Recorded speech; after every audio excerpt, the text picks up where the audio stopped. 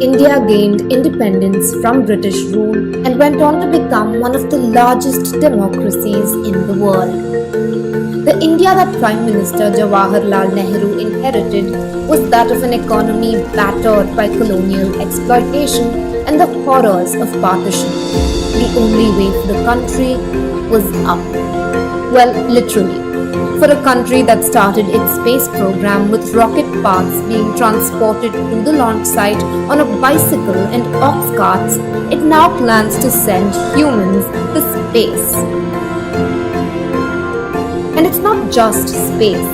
In all fields, the sky was the limit.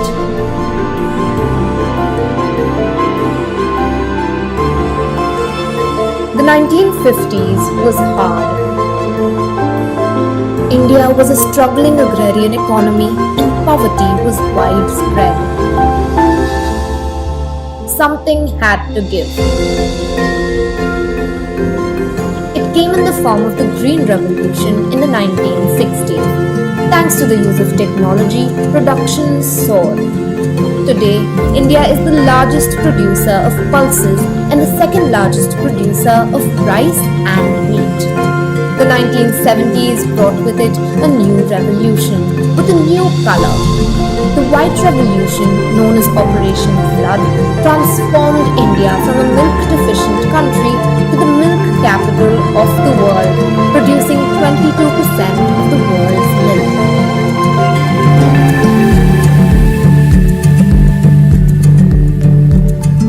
Chinese troops started intruding. Defeat in the Indochina War in 1962 punched the whole nation at the gut. After a stalemate in the 1965 Indo-Pakistan War, India's defence forces showed their true worth in the 1971 war, defeating the same enemy, leading to the creation of Bangladesh.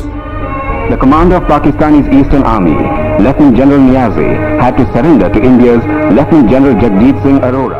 At the turn of the century, when Pakistani troops infiltrated past the line of control, India hit back in the icy cold conditions in Kargil in what is known as Operation Vijay.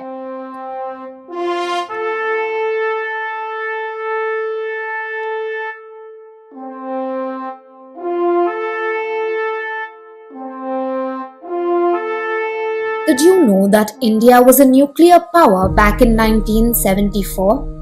At Pokhran in Rajasthan, India conducted its first nuclear test, codenamed Smiling Buddha.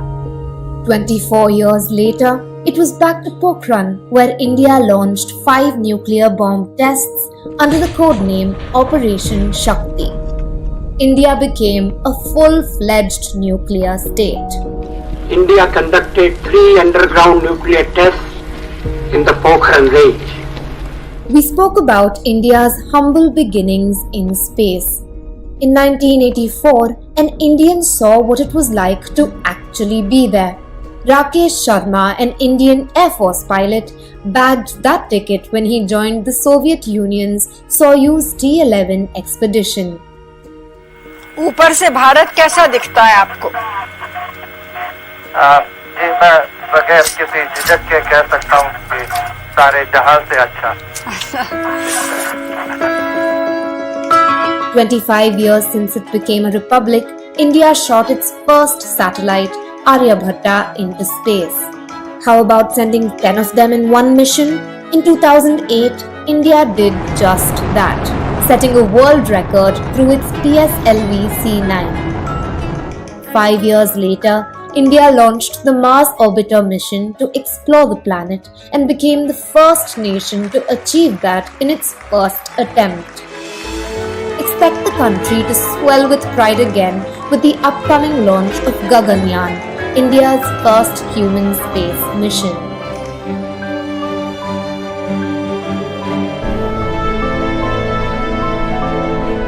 Look around you, and it's hard to find people from all walks of life without a mobile phone. Almost 93% of households own a mobile phone according to the National Family Health Survey. India has come a long way since the 1970s, when the waiting period for a landline connection at home could take months. If you wanted to call someone in another city, you had to book a trunk call. On Independence Day 1995, internet services were launched in India by Videsh Sanchar Nigam Limited. In 27 years, the internet penetration in the country stands at 47%. India also has some of the cheapest mobile data in the world, and the country is achieving a new milestone by rolling out 5G services. Close to 45 years after independence in 1991, the then Finance Minister Dr. Manmohan Singh announced the liberalization of the Indian economy. Now, you don't necessarily have to go abroad to buy your favorite shoes or the latest PlayStation. Before the economy opened up, it was a different story. The waiting period to buy a locally made car could take years. The Maruti 800 small car became a symbol of the aspiring middle class. In 1983, its first owner was handed the keys by the Prime Minister herself, Indira Gandhi. Rajiv Gandhi helped bring computers to India in the 1980s, and the digital revolution began. Now, India is one of the world's biggest IT hubs for innovation and outsourcing. India is expected to become the world's 5th largest economy, while a decade ago the country was not even in the top 10. For decades, India was a hockey nation. Little wonder the men's team were the favourites each time they set off for the Olympics, bagging 8 field hockey gold medals till 1980. 3 years later, the sporting landscape in India changed when Kapil Dev's team lifted the 1983 Cricket World Cup. It still remains a cricket-crazy nation and a world cricket powerhouse. It took a long time coming, but in 2008, shooter Abhinav Bindra became the first Indian to win an individual gold medal in the Olympics. In 2020, Neeraj Chopra won India's first gold in athletics. Indian badminton has made huge strides, with the men's team clinching the Thomas Cup for the first time in 2022 and PV Sindhu becoming the first Indian to clinch gold at the World Championships.